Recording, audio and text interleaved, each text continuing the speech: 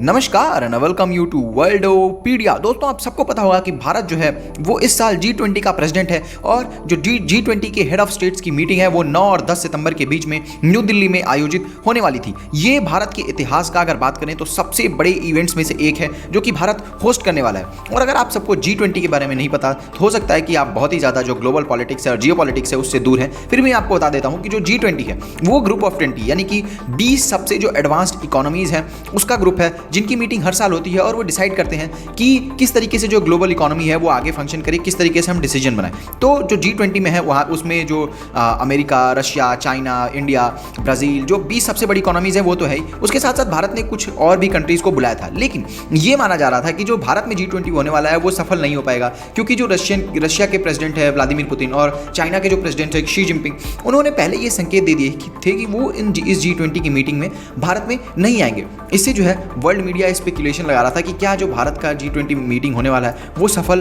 हो पाएगा भी या नहीं हो पाएगा, और क्या जो है एक कोई जॉइंट कम्युनिके जो है वो आ पाएगा कि नहीं आ पाएगा। लेकिन जो सबसे बड़ा सक्सेस है वही इस भारत की मीटिंग में हुआ, क्योंकि भारत ने पूरे अफ्रीका को G20 में शामिल कर लिया है। ये देख सकते हैं आप आर्टिकल कि G20 to become G21 as world leaders agrees to grant African Union permanent membership. तो जो इंडिया है उसका एक विशेष फोकस था कि किस तरीके से जो अफ्रीका है, अफ्रीकन यूनियन है एज अ होल, उसको किस तरीके से जो है हम G20 का पार्ट बनाएं। क्योंकि अगर आप देखा जाए तो वैसे G20 में जो 19 कंट्रीज तो है ही, उसके साथ साथ जो यूरोपियन यूनियन है वो भी G20 का पार्ट है। और यूरोपियन यूनियन अगर बात करें तो उसकी पॉपुलेशन लगभग 440 मिलियन यानी 44-45 करोड़ के आसपास है, लेकिन उसकी GDP 17-18 ट्रिलियन डॉलर की है। वहीं पे अगर बात करें अफ्रीकन यूनियन की, तो अफ्रीकन यूनियन पूरे विश्व की जो आबादी है उसका एक बहुत ही बड़ा सेक्शन है। लगभग वहाँ की पॉपुलेशन जो है वो 1.34 बिलियन के आसपास है, जो कि इंडिया के पॉपुलेशन की बराबर है, और GDP भी लगभग 3.5 ट्रिलियन डॉलर्स के आसपास है। और अगर कंट्रीज की बात करें तो पूरे अफ्रीकन यूनियन में 55 कंट्रीज हैं। ये देख सकते हैं आप आर्टिकल कि African union consist of 55 countries. तो 55 कंट्रीज जो कि 1.4 बिलियन पॉपुलेशन बनाती हैं, और पूरा एक ऐसा कॉन्टिनेंट जिसका कोई रिप्रेजेंटेशन नहीं है, सिर्फ एक छोटा सा कंट्री साउथ अफ्रीका जो कि उसका पार्ट है।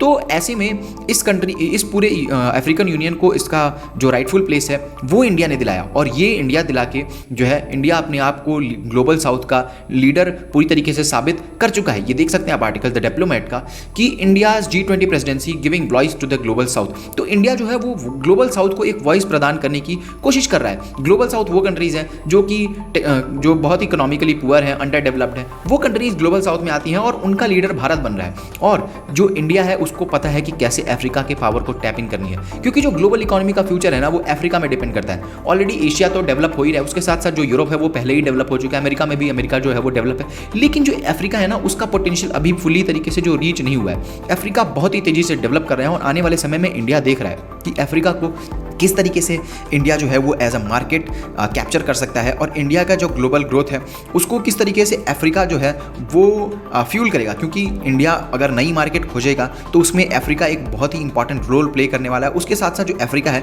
उसको अगर इंडिया को अफ्रीका अगर सपोर्ट करेगा तो इंडिया के लिए जो ग्लोबल स्टेज पे एक वर्ल्ड लीडर के तौर पे उभरना है वो भी इंडिया कर पाएगा। उसके साथ साथ जो एक और सबसे इंपॉर्टेंट चीज़ थी वो बहुत सारी जो मीडिया आउटलेट्स हैं वो ये स्पेकुलेशन लगा रही थी कि क्या जो G20 का जॉइंट कम्युनिके है, जो कंसेंसस है वो बन पाएगा कि नहीं बन पाएगा, क्या जो डिक्लेरेशन है वो एक्सेप्ट होगा कि नहीं होगा।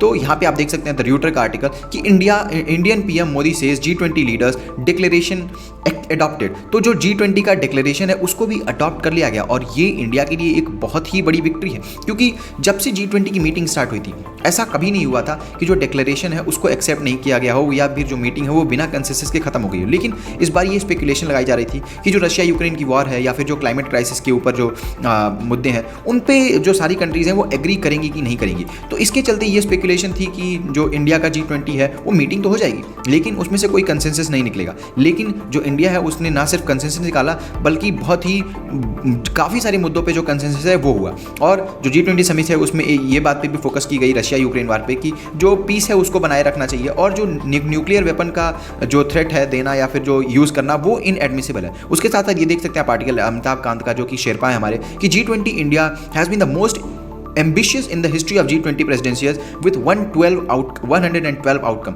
तो जितने भी जो हमारे टोटल आउटकम्स थे वो 112 जो है उस पर पूरे वर्ल्ड लीडर्स की सहमति बनी है। इंडोनेशिया में सिर्फ 50 था, इटली की जब हुआ था तब 65 था। तो इंडिया में सबसे ज़्यादा जो टॉपिक्स हैं उस पर जो वर्ल्ड लीडर्स हैं उन्होंने अग्री किया, और ये इंडिया के लिए एक मेजर विक्ट्री है, क्योंकि यहाँ पे जो फोकस है वो सिर्फ यूक्रेन पे नहीं था, बल्कि और भी बाकी सारे जो मुद्दे हैं, जो विश्व में फूड इन्फ्लेशन है, ये सब बढ़ रहा है, उन सब चीज़ों पे जो इंडिया है उसने पूरे वर्ल्ड को अग्री कराया है। और ये इंडिया जैसा सिर्फ कंट्री कर सकता है जिसकी डिप्लोमेसी स्ट्रांग है और सारी कंट्री से रिलेशन बहुत ही ज़्यादा अच्छे हैं। नाउ क्या कहना है आपका इस बारे में कमेंट करके बताइएगा। हमारे चैनल को सब्सक्राइब करना मत भूलिएगा। मिलते हैं आपसे अगली वीडियो में, तब तक के लिए जय हिंद, जय भारत।